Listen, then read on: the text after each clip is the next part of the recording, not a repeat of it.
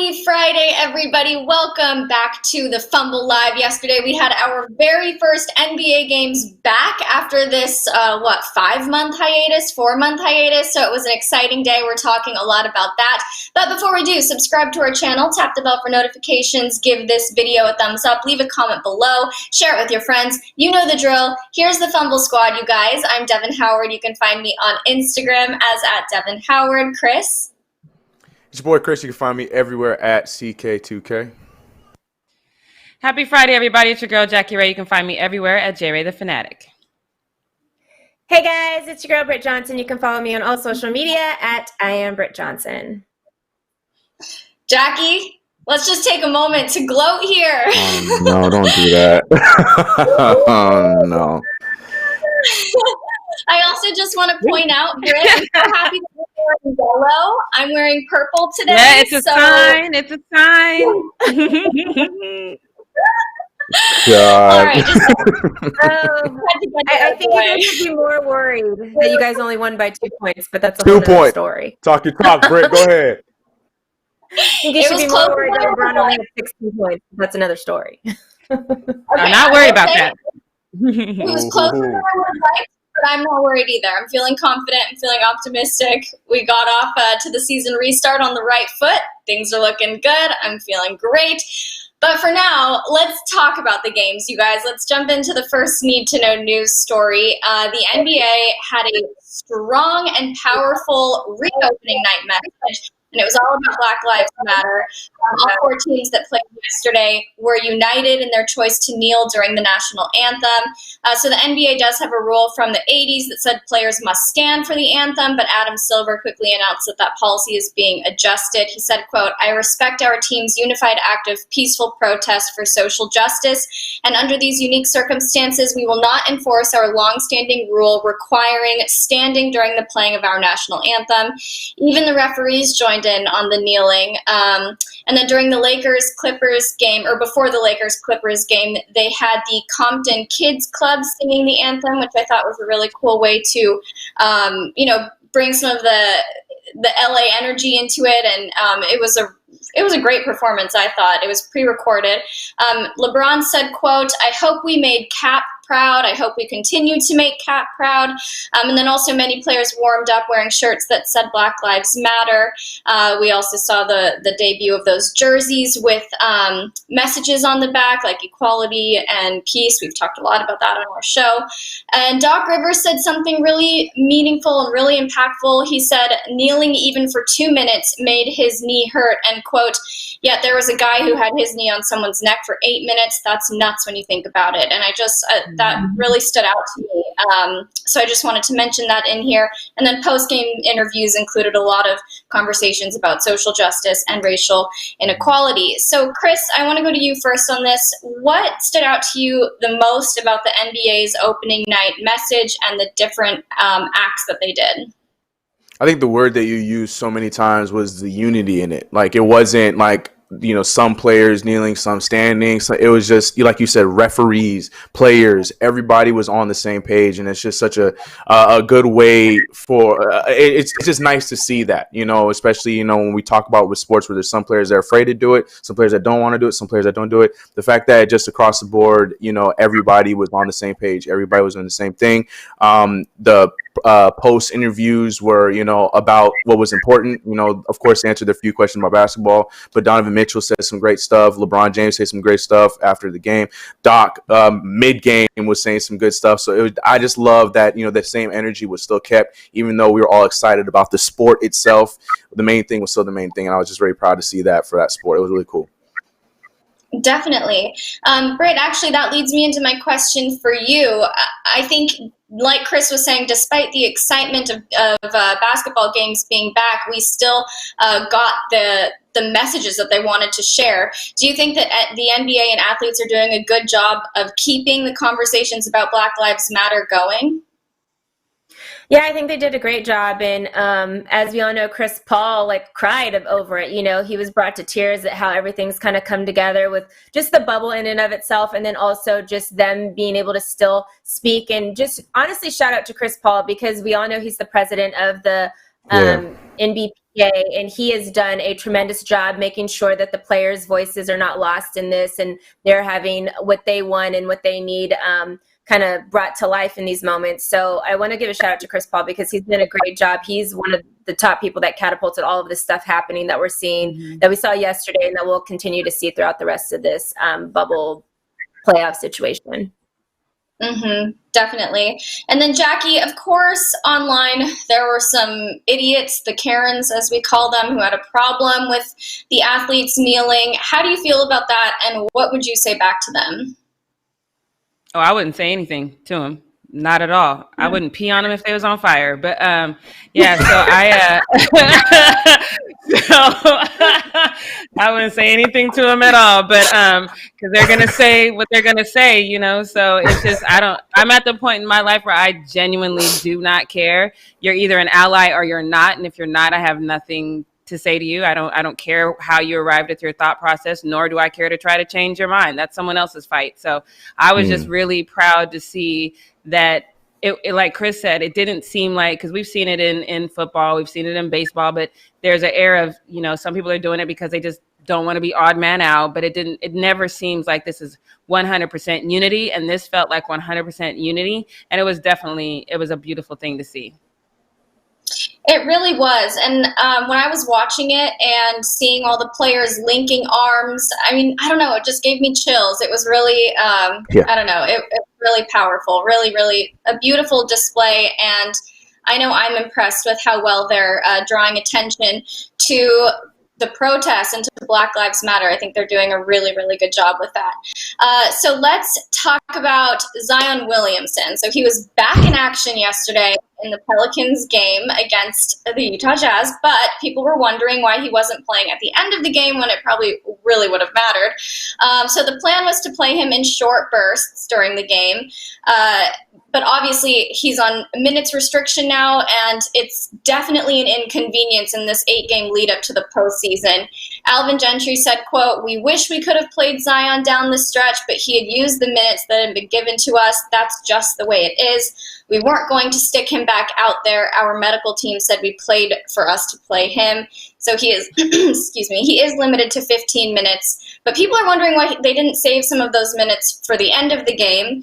When he was subbed out for the last time with 7 minutes and 19 seconds left in the fourth quarter, New Orleans was up 93-89, but then Rudy Gobert had 4 points, including the game-winning free throws and 4 rebounds, and New Orleans big men combined for 0 points and 2 rebounds during that time. So there's been some questions online, and I want to get your thoughts on all of these ideas and theories that are going on. People are wondering if there's more to his minutes restriction than we realize. Like, is there an injury that we don't know about? Was he not working out and conditioning hard enough during the hiatus? Or how or why did the time off lead to steps back on his timeline? So, Jackie, going to you first. Were you surprised Zion didn't play in that final stretch? Do you think the Pelicans were overconfident that they had already won? I was disgusted that he didn't play in the final stretch. Chris and I talked about this, you know, leading up to the game. I was like, you know, we've literally seen people that, I mean, take Isaiah, for example. His sister died and he's crying on the sideline, but then he still got back out there and played. We don't know why Zion left. All we know, it was a family emergency. A family emergency to us does not constitute an injury. It does not constitute a death, because I think we would have heard about a death. So how did he end up limited to 15 minutes is what I want to know. How does the medical staff say he can only play 15 minutes? The man came out and was perfect off top, 4 for 4 off top. And then how do you not put him back in the game when you can clearly see he has the hot hands? I don't think that 15 minutes was set in stone. I think you could have easily put him back in there. So to me, it just looked like they didn't want it. You know what I mean? It looked like Zion didn't want it. It looked like the Pelicans didn't want it, because they did. I don't think they got overconfident, because I think they knew they were in the 11th place spot facing the 4th place team, you know, so I think they knew that, but they just didn't play like they wanted it at the end. You know, shout out to Brandon Ingram, who gave it all he got. That thing almost went in. That thing almost went in too, man. Yeah. So, I mean, but how does that make you feel, though, too, when you out there giving it all you got, and then the guy who's the face of the team has a family emergency that keeps him out of the game? I don't know. I feel some type of way about that. The whole thing was disgusting to me, and I need to hear a legit reason as to why he was out before I'll back off of that. Okay, so Chris, I want to hear your thoughts because I know you have something to say. So just take it away. Yeah, because the same thing. I was very frustrated about it and on Twitter, I'm just asking like, somebody let me know what the hell this injury that's keeping him to 15 minutes. And you know what? I finally got that answer from the Pelicans themselves. He was questionable yesterday because of reconditioning. Nothing with his knee, injury. nothing with his ankle, nothing with his back, nothing with his shoulder, nothing, the leg, anything of past injuries in the past. It was because of reconditioning. And to me, that was something that made me even more upset about the whole entire situation, because reconditioning, I understand, I get basketball shape, I get game shape, I get all of that. I'm not saying anything against that. I've never played in the game, so I'm not going to talk against that. But my thing is, I've never heard of a player needing a minute restriction due to reconditioning. I think one of the things we've been hearing so often in the scrimmages, so often just even yesterday, was all these players that had previous injuries before the league was postponed, and then now after these 4 months, now they're feeling better. Like they talked about Kyle Kuzma yesterday, who missed the beginning of the season because of his time with the playing for the World Cup, and he had a slow start the entire season. Now after his 4 months, he's completely healed, and now Kuzma's playing better now in these few weeks than he did when he was playing the season. So we're hearing that from all these other players, but now Zion is having a reconditioning issue that means he needs 15 minutes per game. I don't know. I'm still not holding this against Zion more so than the medical staff that's been babying him all season long. That's worrisome if I'm a Pelicans fan, that they've been babying this kid this entire season for many different reasons, but for being not conditioned is what they're calling it. That's what they're labeling as. To me, that's whack. I'm not gonna put on Zion because I guarantee if he was given the option, he would play through it. But still, it's just whack, and it just was upsetting to see yesterday. I don't know. It was frustrating.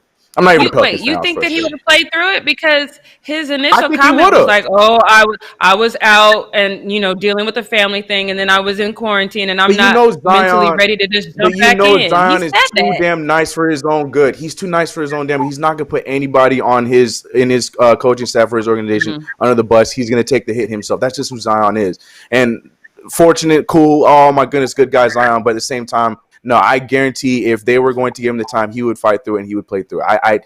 I'm going to give him that little bit of the benefit of the doubt. I don't know. I had a hard time with that yesterday. Yeah. When he was coming back in January after his injury, when he made his NBA debut, he was kind of had the mentality that you are mentioning, Chris. He was like, yeah. Wait, sorry, what was that? I was just saying off of an actual injury. Yeah, no, sorry. Right. I'm upset. Sorry. Exactly, sorry. Yeah. He was like, let me play through, put me in. Like, he didn't even care. I remember there was a quote that I read from him where he said something like, I'm not thinking about longevity, I'm thinking about winning the game. And I think that's his mentality all the time. So, yeah, this was surprising to me, too. Britt, I want to hear from you. What do you think is going on here? Are you inclined to believe that there's something else going on that we aren't necessarily aware of? I think we all are aware that Zion is going to continue to have to deal with his size issues. Like, he's a big boy. Like, we saw him come back, from quarantine or from the quarantine time, and he looked, the best he's ever been. He had dropped 25 pounds of fat and put 10 pounds of muscle on and stuff like that. But this is something that he is going to have to deal with, like Big Baby Davis said at the beginning, his whole entire career. True. Like, he is going to continue to have to deal with this stuff. And just getting him, he's one of those guys, if he just gets a little off track, it's just going to throw his career. It's going to throw the whole game for him, honestly. Like, Patrick Beverley did not practice with his team at all. He found out like an hour beforehand that he was going to get to join his team and play in the game yesterday. Like, nobody's talking about the fact that he didn't get to, like, he was quarantining and literally did not even get a chance to practice with his team before he had to lace up his sneakers and get on that court and play a whole entire game yesterday, not on minute restrictions. Well. So yes, and he played well. Played very well. So, like, yeah. It's just funny to see, like, this is why I think Zion might not end up being the greatest player that we think he's going to be, because this is going to, like, be an impediment on him his entire career. I feel like this is going to be something, because for a 19-year-old to have to deal with, like, weight issues and all that kind of stuff, this is something an older guy should have to deal with. This is something LeBron went to go see his family and then came back and is like, I'm kind of out of shape. Not a 19-year-old kid should not have to deal, or 20 now. Year-old kid should not have to deal with this at all. Like, it's crazy, and this is why I said Ja Morant is MVP. or his rookie of the year. Slow down. But, Yeah, rookie of the year. Yes. And I jumped on that train. I definitely jumped on that That's train. right. Now, That's right. I was like, You did. you know, I've been trying to be right. Yeah, I don't even. Pelicans and with Gentry, I've never really liked him as a coach. People that I remember when Aaron Gordon left the Pelicans organization, he said that was the worst organization he was a part of. And mind you, he was on the Clippers when Donald Sterling was the owner. So to say the Pelicans was the worst organization he's ever worked with is saying a lot. Right. And I've heard tons of other players say that they, you know, just their staff there and their training and their coaches and stuff, it just don't work with the Pelicans. And unfortunately, I think that's going to be shown with Zion very much, because Zion's somebody that you're going to have to control so much with him in order for him to be good on the court. Yeah. It just didn't make mathematical sense though. Give him 20 minutes and make sure you save some for the end. Because if you're losing, that's so you want many the time things. to make it up. Exactly. And that's a Gentry thing. Yeah, that's him. Yep. He tries to do the like Popovich, you know, resting players, but you got to know how to do it right. Like you don't put anybody in the beginning of the game when you know you need to win. I'm about to say, don't start them. Right. Yeah. Right. Yeah. Okay. Y'all are not in a playoff spot right now. Yep. That was a needed game. That leads me into another question for you, Jackie. Right now, it's obviously like do or die for the Pelicans. So do you feel like it's a bad look that they didn't put Zion in? I mean, obviously you think it's a bad look, but why do you think they're willing to subject themselves to this bad image for not putting Zion in on minutes restriction? I don't have a logical answer for that, because I just said I don't logically understand how this happened. I have no idea. All I know, and we said this on the show the other day, is this was a must-win situation, because you are the 11th place squad. You're fighting to get into the playoffs, and you're facing the fourth place squad, and you're facing the Clippers next. You don't play stupid ball right now. I don't know. I have no logical answer for that question, except for it was very frustrating because both Chris and I called the Pelicans, and there was a shot. How you be up by 16? I don't know. That's the other problem I had too. Don't even get me started on that part too. I don't know. Chris, I got a little upset. Look, I was so triggered yesterday. I'll stop. It was a frustrating moment, especially because I love Zion. I'm excited to see him play. I'm not necessarily sitting there rooting for the Pelicans. I'm a Lakers fan, but I thought it was ridiculous that he wasn't playing at the end. It was dumb, really weird. But you guys, that wraps up Need to Know News. And before we get into the post-up, Britt, I'm going to hand it over to you. We have a special interview. Yes, we do. Today, I have the pleasure of speaking with Junior Galette. He is a former Saints and Washington linebacker. We have some Who Dat Nation fans on the panel, so they are really excited about that. He's also an activist and was blackballed from the league after he spoke out about racial pay discrimination in the NFL. So in response to Black Lives Matter, the Fumble has taken a stand and teamed up with the Equal Justice Initiative to help raise awareness for injustices that happen in this quote-unquote justice system. EJI works with people who have been wrongfully convicted and of crimes, for prisoners without effective representation, and of course, others who have been denied a fair trial. Do I have Junior with me right now? How are you today? Oh, you're muted. Hold on. Hello? You hear me? What? Yes, now I can hear you. How are you?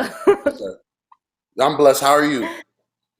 Good. We have some of our Fumble panel that's actually part of Who Dat Nation, so they're really excited that you're here today.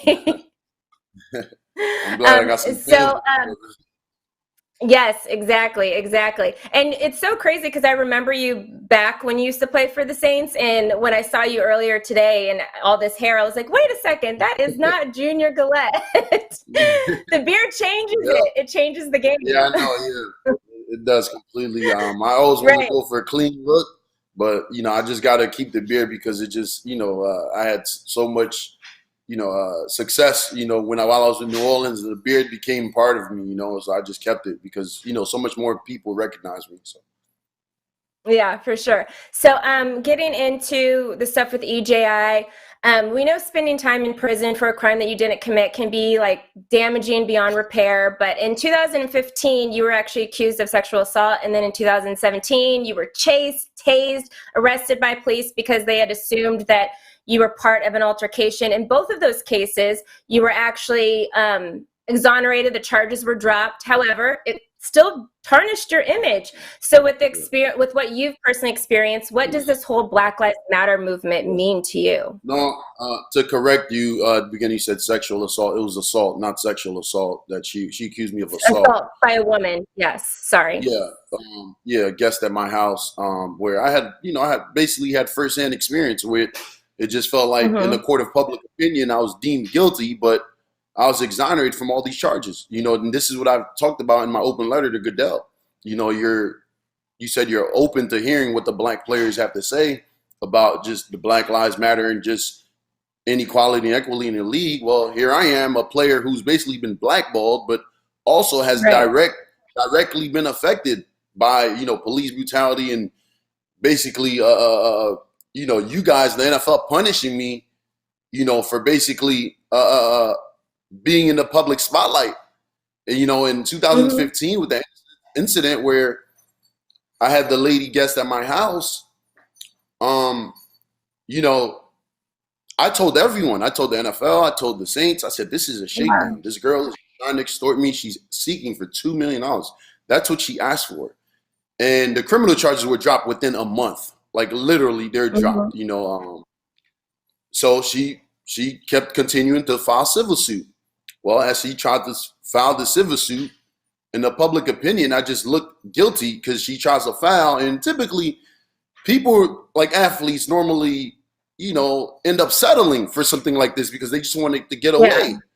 Not necessarily saying that they did it, but more cases than not, when someone settles, it's like the majority, public opinion is like he probably did something. Well, I didn't settle. I took it to trial, in front of my peer, the jury of my peers, and was exonerated.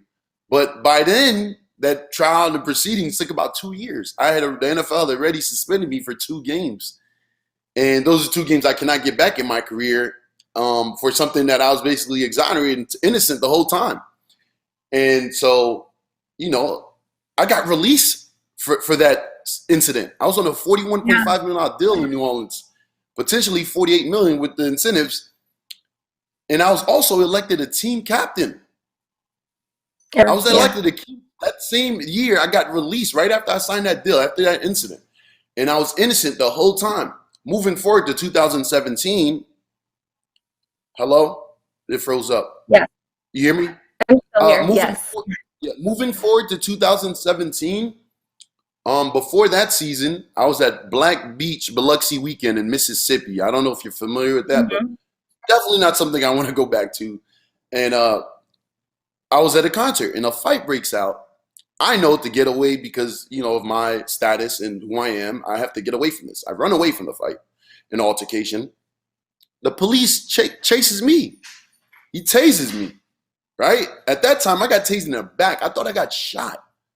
Right? Yeah. And at that time, I really felt it like it took air out of me. When it happened, I was in shock. And I told him, I said, hold on, I can't breathe. And he mocked me and said, you're talking, aren't you? And it was at that moment I realized that my life was in this guy's hands and he didn't care. And moving forward, they charged me with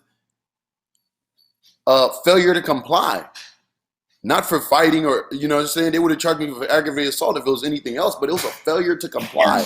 Now, that video was ran all over TMZ, and it was not one of my proudest moments. It was very embarrassing for me. And at that time, I was telling people like, hey, my life could have ended right there. And that could have went completely left. And it always stuck with me. So seeing the George Floyd videos and knowing that Breonna Taylor's murders are still out there, I just gravitated and related so much to just the injustice that's been going on, and not just in the NFL, but the entire world. And so moving on to 2017, I played really well for the Washington Redskins. fairly well enough for them to warrant me a 2-year deal. They offered me a 2-year deal. Mm-hmm. Matter of fact, I was ranked as Pro Football Focus ranked me as a top 12 in the pressure rate. I was number 3 on that list amongst guys like Von Miller, Aaron Donald, Chandler Jones. I was number 3 on that list. And I remember also being on the top 50. Pro Football Focus also ranked me in the top 50 free agents. I was number 34. You understand? I'm good with these numbers. I remember them. So I was number 34 on that list. And Bashard Breeland, my teammate, was 35. He received a 3-year, $24 million deal from the Panthers. And it didn't work out because he felt the physical because of his Achilles. He had an injury. Long story short, number 48 on that list was Paul Richardson. Paul Richardson received a $40 million deal from the Redskins. I'm the only person on that entire list that has not played a down since. Both those lists that I just said, the Redskins said you played well enough that we're going to give you a 2-year offer. I saw Trent Murphy's offer, who was my teammate at the time, white teammate that went to Stanford. He didn't even play that year. He was coming off a torn ACL. Meaning I'm coming in to work at 7 o'clock punching in and leaving at 4:30. He's coming in at 7, punching out at 8:30. Yeah. I'm healthy. I was never on the injury report, not 1 week. I played every single game, 16 games, healthy. Showed that I was active, and all the media outlets basically said that Junior Galette is back to form. It was limited playing time. For the limited playing time that I got, it was as good of a job as I could have done. Matter of fact, there was a statistic that came out that said Junior Galette, Myles Garrett, and Elvis Dumervil are the only 3 players in 2017 to play for less than 300 snaps, but accumulate over 35 pressures. Myles Garrett just signed 5 years, $125 million. God bless him. He's more than worth that. You understand? He's definitely worth that. My offer was what I'm saying 2 years ago was 2 years, $4,500,000. And Trent Murphy's offer, who didn't even play, was 3 years, $22.5 million with practically $5.5 million in guaranteed. So he saw 1,000% more in guaranteed money than I did, and he didn't even play. He was still injured. And to think that it's not like he's been lighting it up in Buffalo as a starter. He's had 4 sacks and then a 5-sack season. It's not. I had practically those numbers in half the playing time is what I'm getting to people here. So to think that, okay, the Redskins withdrew the deal after I spoke out and said, hey, it's unfair. Why is Trent Murphy? I spoke out on that on my Snapchat. They withdrew the deal within 6 days, I believe. I was fine with it because I was so confident in myself and my resume and I was also speaking to several. Right. I was also speaking to several head coaches in the entire league that were basically drooling over me, including Sean McVay, Joe Barry, Bill Johnson for the Rams. They all had me in a group chat, okay? Basically telling me, Junior, we are excited for you to come here. And at one point in the text message, which I have all of them saved, thank God. At one point in the text message, Sean McVay tells me basically, I tell him, I say, you're going to be the youngest coach to ever win the Super Bowl, but you're going to do it much faster with me on the team, getting after the quarterback with Aaron Donald. He says, effing right, I can't wait. All the coaches already know.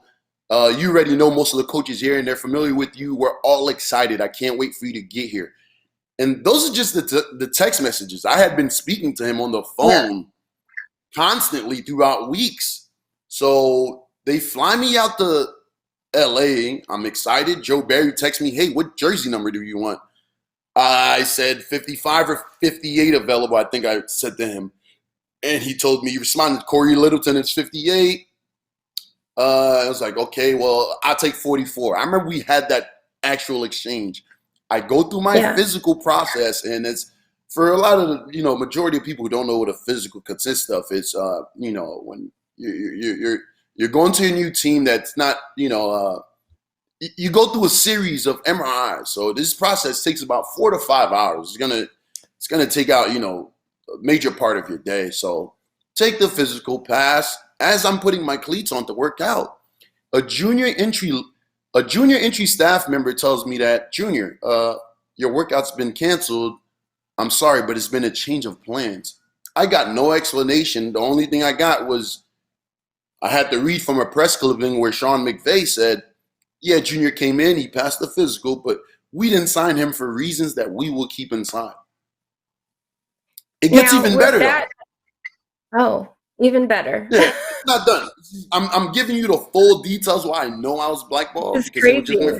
Yeah. So hot to just like, what are you talking about? I get a call from a Seattle coach. In Seattle, a coach that was with me in New Orleans, who knows me fairly well, knows my character when I was a captain and rewarded that big deal in New Orleans, and saw that I was basically done wrong through the public light with everything that happened in New Orleans. So he said, Junior, while you're in LA, come check out what we have to offer you before you take that deal. And I'm like, this guy must not have known that, what just happened. But I was like, okay, sure. He's like, yeah, because you and Frank Clark, who just won the Super Bowl, defensive end. Yeah, he was with Seattle at the time, and he was basically selling that. Like, you and Frank Clark would terrorize the NFC West. I was excited, just as I was excited about pairing up with Aaron Donald in LA. But I didn't really get my hopes up this time because I don't know what just happened. I was left with no explanation. I get to Seattle, take my physical, same process, and the same exact thing happens. They tell me that the workout's canceled. There's been a change of plans. What else do I have but to believe that I've been blatantly blackballed because I spoke out on pay discrimination? Because you know how the NFL feels about players who speak out. Look at Colin Kaepernick. Right. Yeah, that's what I was going to say. It seems like you've gotten the same kind of runaround that Colin Kaepernick did with, even the Seahawks were one of the teams that said they were going to bring him in. Same thing. With you speaking out, though, I want to go to what do you think NFL, and even with Colin Kaepernick speaking out, what do you think the league is missing that NFL players don't understand, that if you guys kind of all banded together, if you had a bunch of other teammates that said, hey, there is a racial pay discrimination in the NFL, that things would actually get done instead of just you or Colin Kaepernick getting banned, and then obviously years later people want to say that they had his back or whatever. What do you think is missing with NFL players? Why don't they kind of come together in those moments? Well, it starts with the higher up. You understand? It's pretty much a system, and it feels like it's a corrupt system because 70% of the players are black and 90-something% in the upper management and coaching staff are white. So there's a slight bias there to who makes the decisions and for who they make the decisions for. You look at a guy like Cam Newton, who's a former league MVP, who just had to settle for veterans minimum. Really? Why I was going to ask you, Newton, do you agree with that, Dill? No, there's no way. And my heart goes out to Cam Newton because I know as a player, that had to go against Cam Newton twice a year, being that we was in the NFC South together. Yeah. He is a scary sight to deal with. Cam Newton healthy there's nothing like it. I can't describe it. I've been on this guy's back. He still has the ability to throw the ball 50 yards. I don't understand it. I'm 255 pounds. This is a grown man. And this Cam Newton led the Panthers team to the Super Bowl and had to basically settle for veterans minimum. You look at other examples. It doesn't stop there, though. You look at, the James Winston that just had 5,000 yards and had to, settle for that tacky deal. You look at right, but you compare a guy like Andy Dalton, and it's like, hey, what's going on here? Or, for example, when Peyton Manning needed a spine fusion, they said the doctors for the Colts, they deemed him to have a 10% chance to ever play again. You understand? A 10% chance, and he was rewarded with a $56 million in guaranteed money from the Broncos. Yeah. After that, and with you talking about quarterbacks and stuff, I am a person that's always spoken out about the league currently pays play based on their position instead of their production for the team. And I believe it's because the quarterback position is just a position that white players can play very well. So they usually like to keep that as the highest paid position. What are your thoughts on that? Is just like players getting paid by production instead of how we do it now with players paid by position?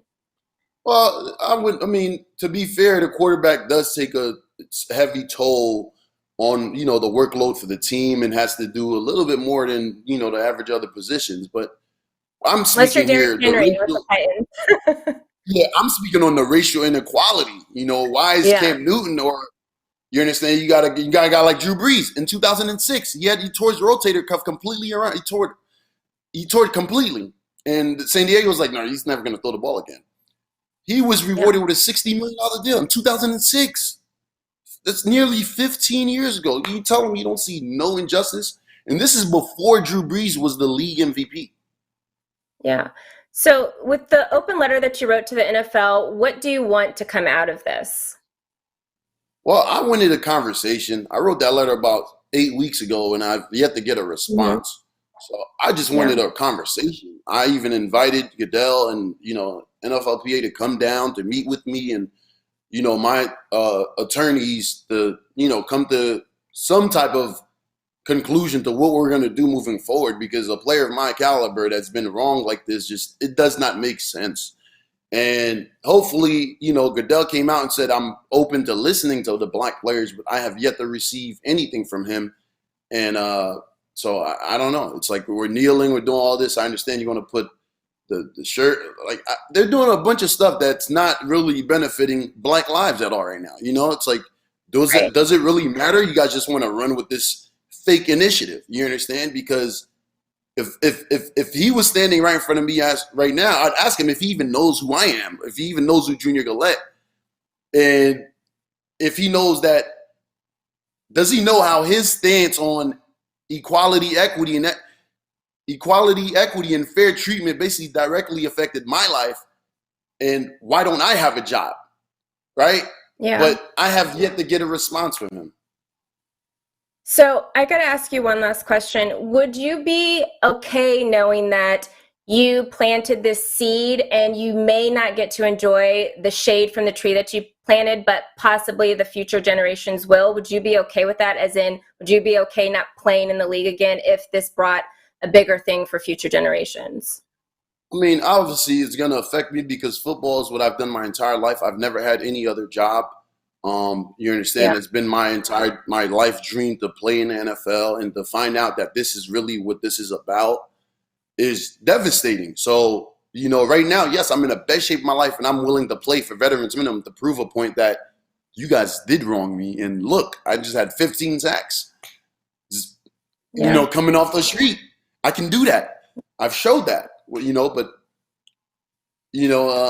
that's basically for my legacy. But at the same time, I do understand I do have a voice, and I have to stand up for myself and the future generations to come, because this has to stop the corrupt systems in the NFL and the systems across America. We talk about mass incarceration, the police brutality, all of that. There needs to be a stop. We need to see a change.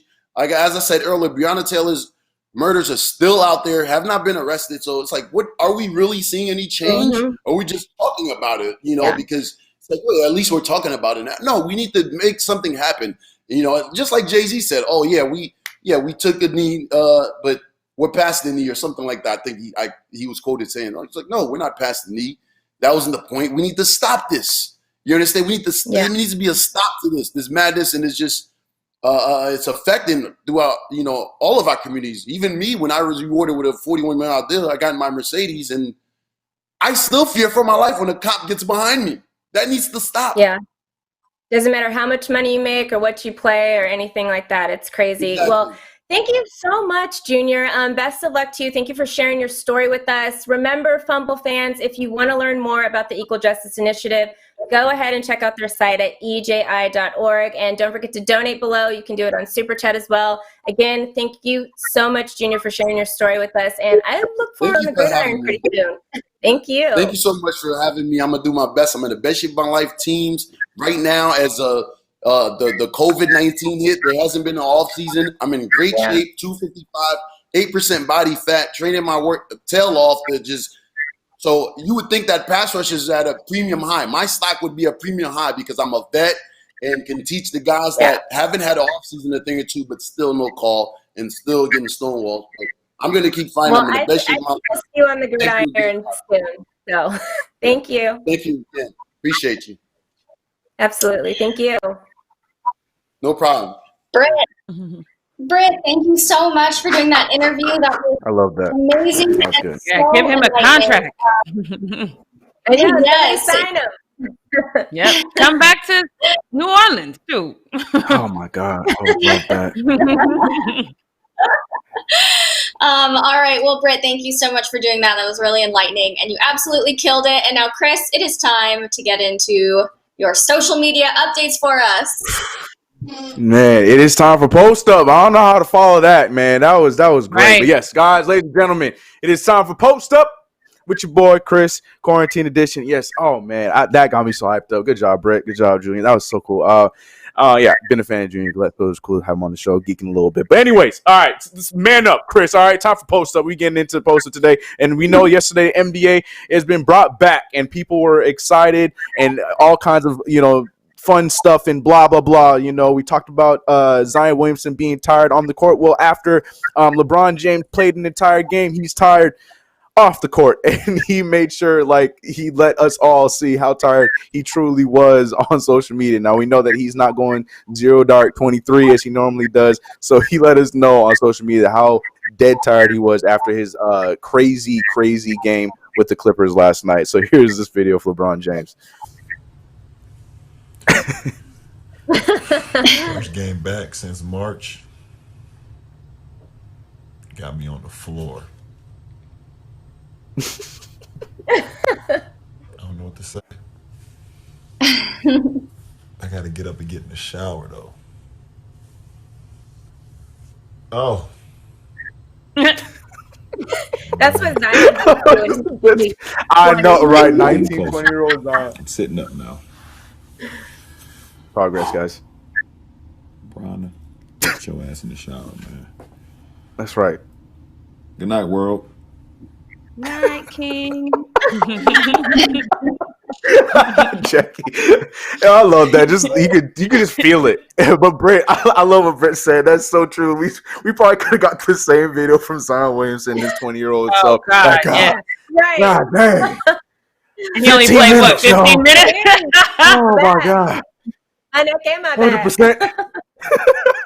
Low key, I was Oh, like my that after the goodness. game too. I was yelling so much, and That I was was tense. My shoulders was hurting. I was like, "Ooh, I am tired."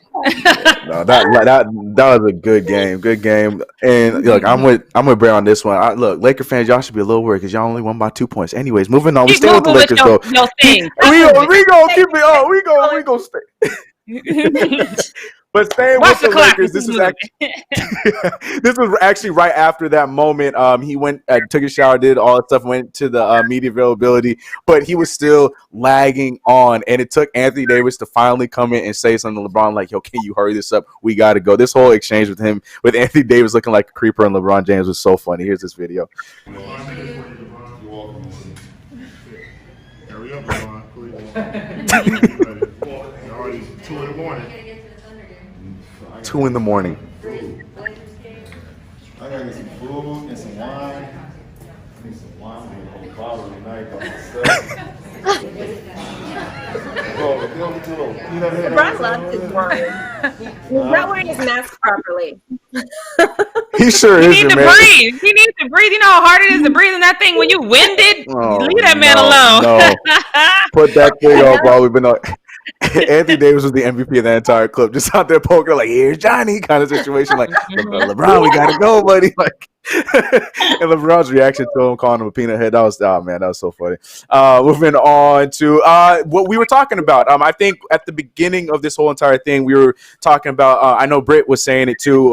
We would be looking forward to seeing if the players would be able to watch these games, since there's going to be no fans in stands and they're going to be in the bubble anyways. NBA did approve that was going to happen, and we saw the first instance of that last night when we had a few names that we all know that were in attendance of the Lakers and Clippers game. Yeah, we had, if we get the picture up, we had Dame there, CP3, you see in the back, Melo with his 7, CJ there, you see Shea Gilgeous-Alexander looking at his old team. Actually, both him and CP3 watching their old team. Yeah, everybody was in attendance, and I love seeing this. It's literally just a grown-up, better AAU, and I hope we see more of this in the future. And you know that they scouting because they got the Lakers got the Blazers coming up and all, they all scouting, but at the same time, CP3 and Melo, they're like, "Hey, that's our boy LeBron, you got it, dude." But anyways, but it wasn't just them that were in attendance. If you were seeing that they had the virtual fans going on in the background, somebody caught Chris Bosh watching the Laker Clipper game. If we could get that picture, Chris Bosh was a virtual fan watching his boy LeBron James from the virtual stands. I thought that was great. Chris Bosh got caught. There was so many other people knew about in the virtual stands. I don't know if you guys know about the Lakers meme, but there's a guy that goes Lakers. That guy was caught. There's a whole bunch of craziness that was going on. It was funny. Chris Bosh was caught looking like Chris Bosh looking. Where was Jack Nichols, though? Jack Nicholson. Yeah, no Jack Nicholson. No Jack Nicholson. That's what I was waiting for. I was waiting for all the updates. We didn't have no Jack Nicholson, no Snoop Dogg, no Clipper Darrell. I understand it was a Laker home game. So we'll see. Hopefully, when the Clippers are home, we'll see if Clipper Darrell gets on there. Brett, we need to see you on there. All right, we need to make sure we get you on there, too. My friend that I watched the game at yesterday, he's a season ticket holder for the Lakers, and he got asked if he wanted. They actually have to pay for it, though, but the season ticket holders get asked if they want to do it. And I was just like, you should have done it. And I would have snuck in. He's like, I'm not having no Clipper fan come to my little seat. I was Lord. Like, hater. Fine. Yeah, right. Be that way then. Fine. I didn't want to be in your crusty little stream anyway. Speaking of Clippers, we're going over to Kawhi Leonard, who was memed for just being Kawhi, which is what is on brand. Kawhi Leonard just bees himself and gets memed, but this one was hilarious. Now, Kawhi Leonard just simply was just walking into the game like, NBA players do, but it was his attire that got a lot of people on Twitter and Instagram and everywhere talking about Kawhi. This man just, everyone else dressed to the nines, swagged up and whatnot. My man Kawhi flip-flop, slide it up, got his Clipper gear or his New Balance gear on, did not care. He just wants to play a game. Who's he impressing? Okay, there's no paparazzi, no nothing. He ain't impressing nobody. But of course, they are. The do-rag, it must have got him in the mail there, Britt. He was wearing the do-rag last night because his braids were on point. But people turned this into a meme, and I loved both of them. The first one that we have was this one where it said her, I'm downstairs, and then me, and it's Kawhi Leonard walking down. But this next one's my favorite one. And this one simply was just saying, if we get up, Kawhi looks like he's going to the ice machine at his hotel. I was like, yo, these are so mundane and so perfect, and that's just Kawhi Leonard in a nutshell. And there's so many more that are coming from that, but just Kawhi just being Kawhi. Yeah, man, that's right. Just being Kawhi, he's just a meme in general. Now, we talked about earlier on the fact that the league and the players and the referees and the coaches all were unified in their stance on continuing the conversation and continuing to be about the movement and being about what is actually going on outside of basketball. And in that same breath, like I mentioned with Donovan Mitchell, who had some great things to say, he also brought a bulletproof vest that had the names of everybody who was wrongfully murdered by police through police brutality, and he told the story as to why that is so important to him and something that he brings with him, and he's going to continue to bring with him throughout all of these games. In a really cool story, and without further ado, I want him to tell it. So here's Donovan Mitchell. Can you show me the vest? Oh, yeah. And then can you tell me why you wore it? Just want to remind you guys he's 23 years old. All right. So this is the vest. I have pretty much every possible name of someone that's died from police brutality or police violence, and on the back too. That's too many names.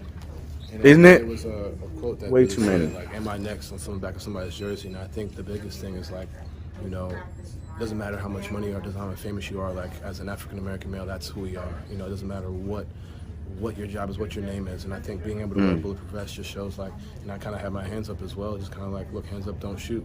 We're tired of seeing this. We're tired, and everybody's tired of it. So for me to make that statement, I think was just something I really wanted to do. And I think as African Americans, male or female, we're sick and tired of being able to be afraid, and I think that's something I really wanted to speak on. Thank you so much.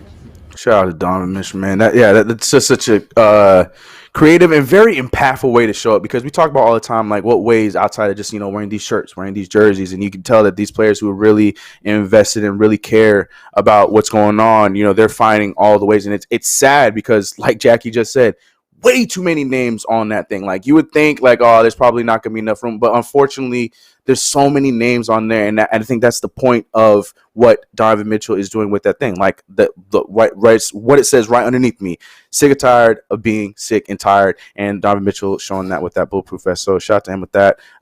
It's a very sad way to show it, but it's very powerful, and I respect to him. All respect to him with that. And then moving on to my last one before we move on. This is coming from an umpire, Joe West. He was on record not too long ago, I want to say a few weeks ago, talking about the return of the MLB and saying that, he's not really entirely too worried about the league coming back. Actually, I have an exact quote with what he said. He said, "If this game hasn't gotten me by now, no virus is going to get me." Well, in the game yesterday, he was umpiring. I just want to preface with he is okay now. Everything is fine. It's going to look bad, but he is fine. I just want to preface with that. But I'm just saying, you just be careful what you're saying, because who knows if you spoke this in existence. So be careful out there, Joe. This is what happened to him in the game yesterday. The videos, I didn't even see the videos up. A fly bat went back and hit him in the back of the head. You can't. Luckily, we don't have the sound, because you hear that thud in the back of his head. He is, like I said, he is okay. Scary moment, but it's just crazy how the same umpire that had said what he had said before, he might not be too far off. So please be careful out there, Joe. Do not speak this into existence. Just be safe out there. There's all kinds of craziness going on with the MLB right now, and you don't want this to be the thing to take you out. So luckily, Joe's good. Everything's fine. That's it from me on Post Up. We are moving on. All right. Start singing, Devin. Start singing. What we not gonna do.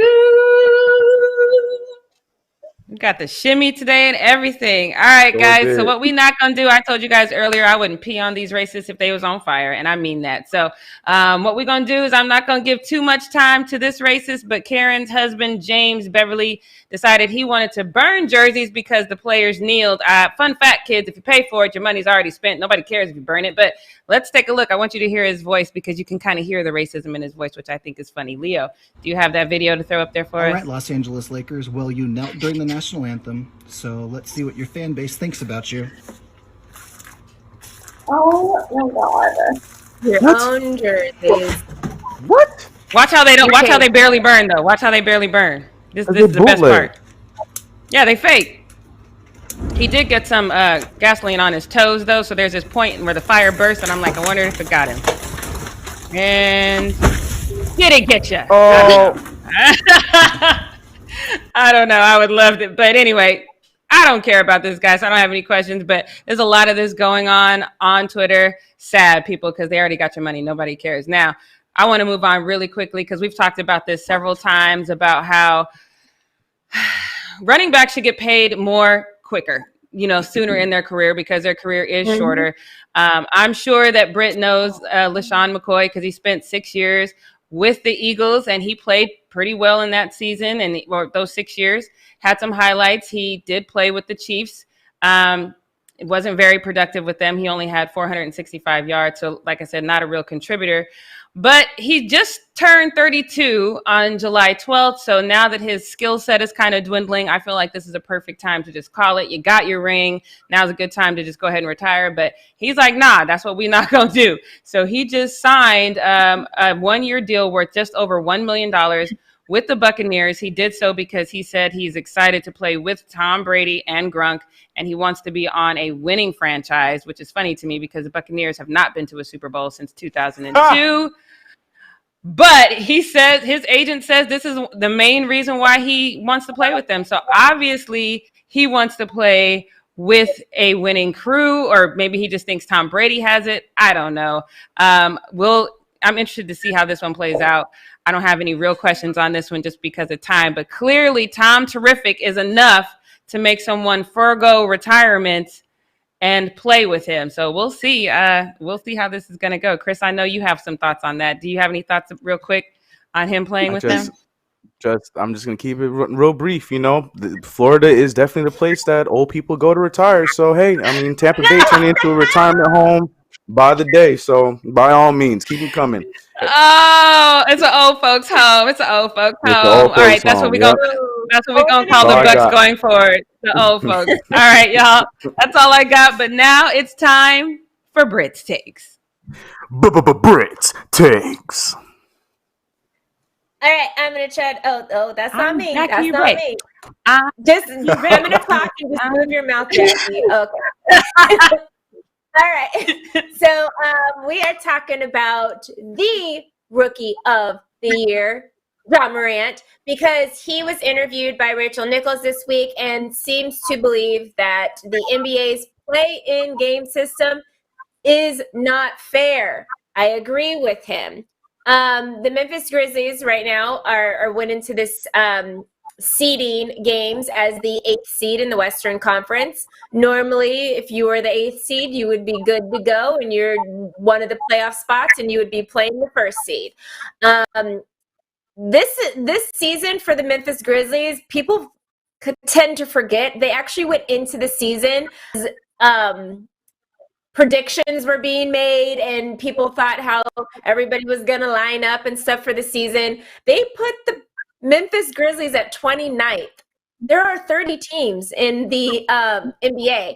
They were projected to be ranked 29th in the league as far as how the teams were going to go. And they're 8th in the Western Conference. So thanks to Ja Morant being on that team, he literally changed the whole, like... Not sure what's going on. Did we lose the feed too? No. Oh gosh, hello. It's still going. Okay, so I can keep talking? Yeah. Okay. Sorry, guys. Don't know what happened. But Memphis Grizzlies were the 8th seed in the West, and then they were actually projected to be the 29th seed going, or the 29th ranked team going into this season. I don't know how much you guys heard of that, but thanks to Ja Morant and that team, they are now the 8th seed in the Western Conference. So right now, the teams we all know are, before the playoffs start, are doing what they call seeding games. And this is going to determine who is number 1 seed, 2 seed, or whatever for the playoffs. So the games don't count towards regular season at all. They're just called seeding games. And the league has decided that whatever team is in the 8th seed, if the team below that, so the 9th seeded team, or if there's several below that, are within 4 games of the 8th seeded team, then they will play what is called play-in games. If you don't know sports very well, I will explain to you really quickly what a play-in game is. So it's basically a game that's basically at the beginning of a tournament or a playoff. The lowest seed kind of play each other to see if they get into that playoff spot. The NBA doesn't do this. The NBA just takes the 1 through 8 seed and then those go to the playoffs. But if you got, most other sports do this. So if you guys want an example, the NFL, MLB do this. It's called their wild card round. So the wild card round is basically a play-in games. The NCAA does it for, they have the first 4, which are teams that play each other in order to see if they can get into the actual bracket. The first 4 games are considered play-in games. So because of COVID and the situation and the bubble and stuff, they decided to do play-in games. And it's basically if you're ranked or if you're within 4 games of whoever the 8th seed is, then they go into a play-in game and they have to play each other, and whoever wins that game goes to or becomes the 8th seed now. They're obviously doing this because they want Zion Williamson to try to get in there. Like, the thing is for Zion Williamson, I think it's kind of sad and disgusting that they're doing all this for Zion Williamson. But Zion Williamson, like we saw yesterday, couldn't even play the last 7.5 minutes of the game because he was on his, conditioning 15 minutes only thing. If you want to learn how to build up your stamina, you just keep going out there and running. So I don't think putting him on a time thing is helping to recondition him in any kind of way. That's a whole different story. So I think I'm totally with Ja on this one. I think it's crazy to even have these play-in games. I do think it's not fair. I think the only reason why they're doing it is because, what if the Pelicans don't get the 8th seed? But if they can get within 4 games of the 8th seed, then that gives Zion another opportunity to get that 8th seed. And that's literally the only thing I can think of why they would even do that, because there's no need to do that. The NBA, literally, by the time we're done with these seeding games, have probably played close to 65 to 70 games each team. So the games are an 82-game season. They've pretty much played the majority of the season. When the season had a lockout, they didn't have play-in games to see who was going to be the 8th seed at that point. So when you've played the majority of your at least 75%, 80% of your season, I don't see why they even needed to go into a situation of these play-in games.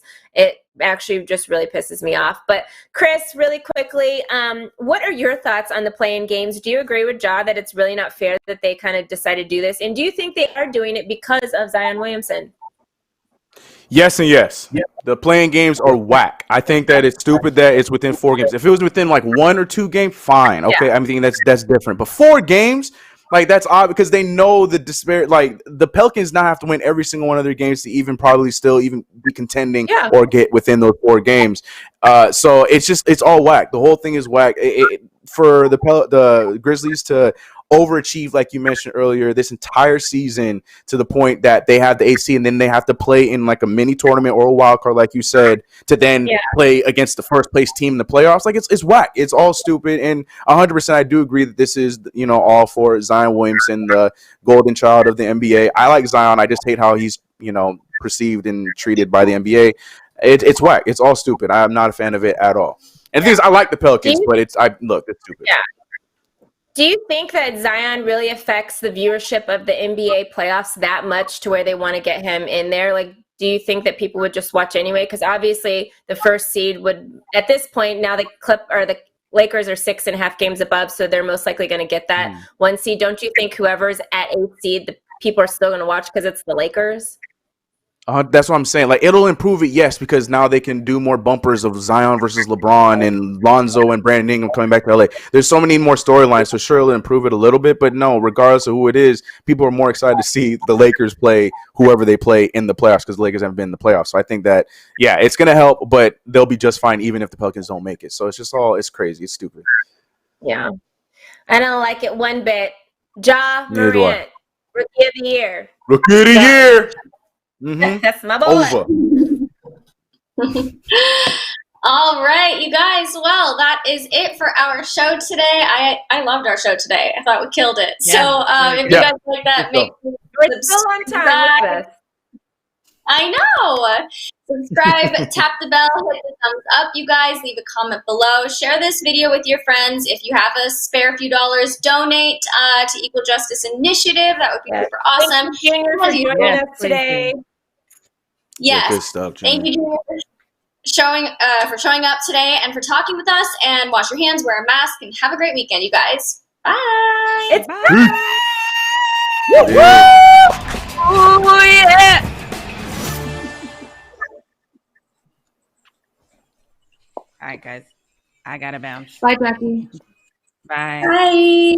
Bye, Jackie.